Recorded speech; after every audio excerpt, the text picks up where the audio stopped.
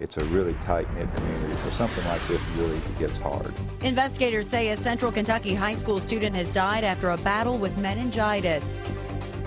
How friends and family are remembering a Madison County woman killed in a crash early on New Year's Day.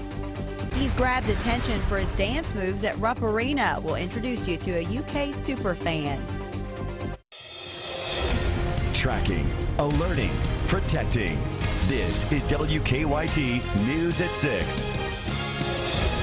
Good evening to you. The holiday break takes a tragic turn for students at a Central Kentucky high school. Tonight they are mourning the death of a 15-year-old classmate. His obituary says he died from meningitis. Now leaders at Clark County High School are taking precautions to protect students and teachers.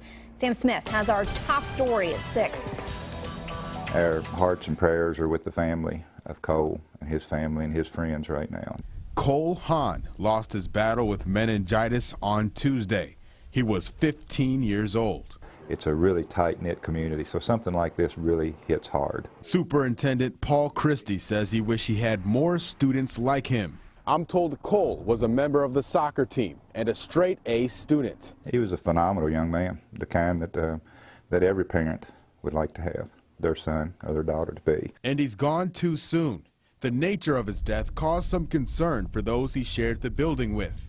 We are going through the buildings and disinfecting those buildings all across the district, not only the high school, but across the district. Christie says Cole's type of meningitis is not the type that requires everything in the district to be wiped down. He says school officials just want to be safe. But I want the parents to rest assured that we're taking all the necessary precautions, as we always do.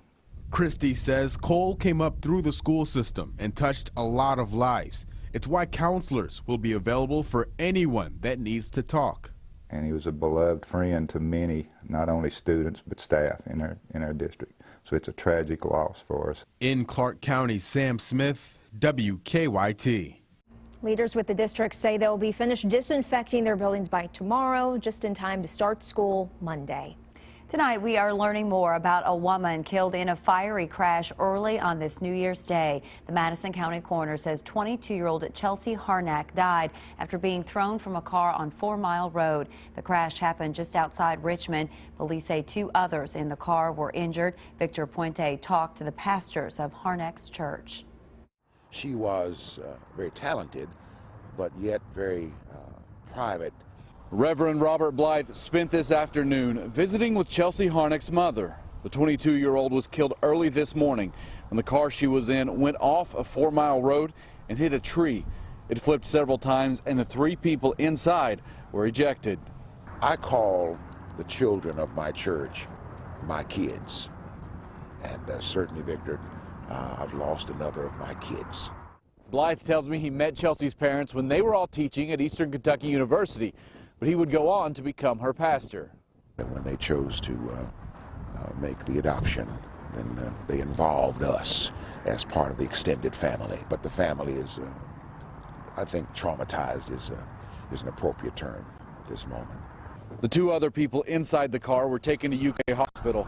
Police say one of them had life-threatening injuries. Chelsea's friends from high school told me the loss of one of their best friends is too hard to even talk about. Blythe says in these situations, just being there is the best thing you can do. Sometimes it's just important to know that folks are there. There's nothing they can do in the fullest sense of the word other than just provide you with the consolation of their company. In Madison County, Victor Puente, WKYT. Police have not said who was driving that car. They believe speed played a role in the crash.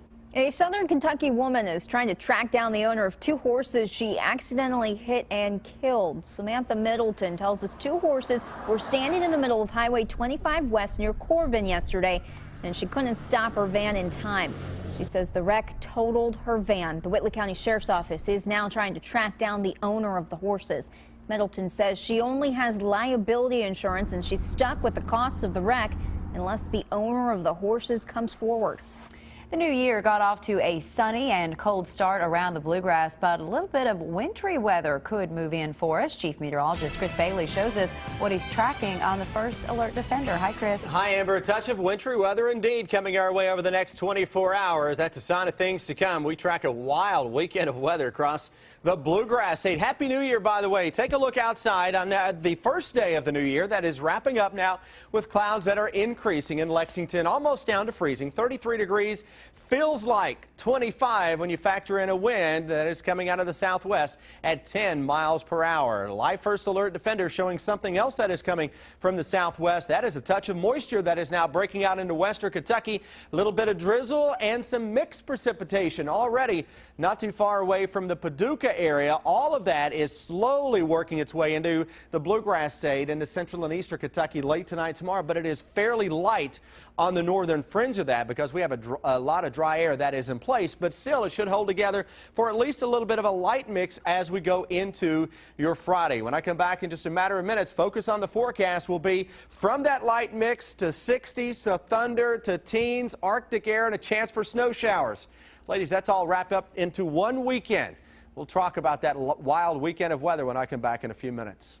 Thank you, Chris. An elderly woman in Somerset had a rough start to the new year. Police say a truck ran off the road and crashed into her house. She was there at the time, and police say luckily she was not injured. The crash destroyed part of the home. Police say the driver of the truck has a lengthy criminal record. Phil Pendleton talked to the woman's daughter about the frightening crash. The side of a truck upended and in a house had Sarah Perkins fearing the worst when she took in the sight early Thursday morning. Well, I thought that something tragic had happened to my mother when I showed up. Yet Perkins' mother, 92-year-old Sarah Stegall, was in the opposite side of the house and wasn't hurt. She's doing good. She's doing really good. Police say 47-year-old Anthony Lewis was likely going more than 50 miles an hour. Double the 25-mile-an-hour speed limit. Failed to stop for the stop sign at Clifty Street.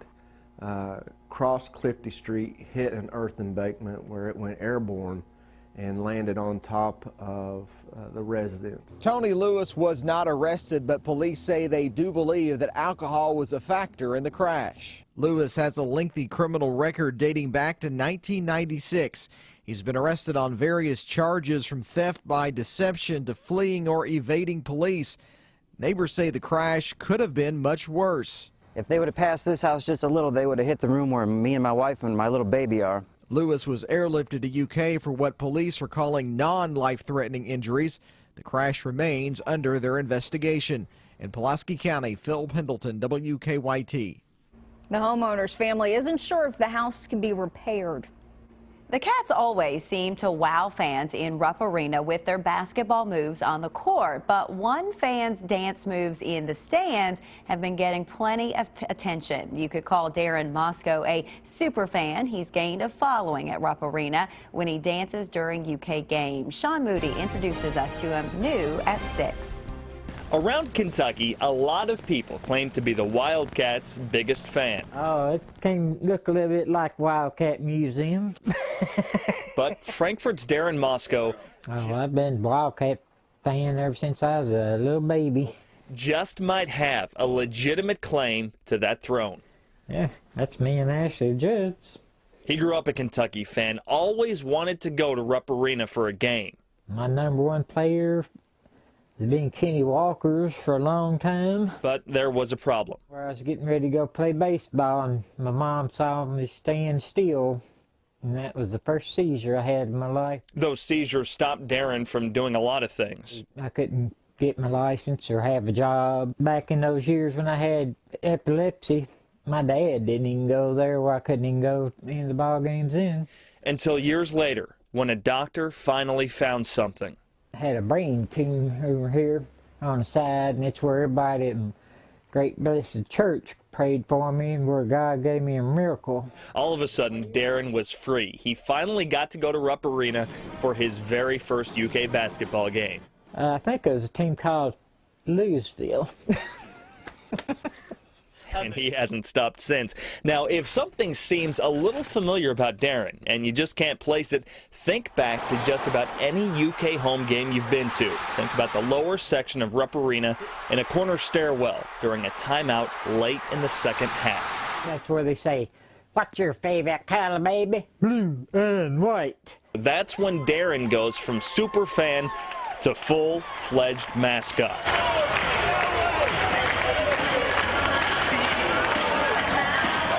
Oh, I'm feeling real happy. I love dancing.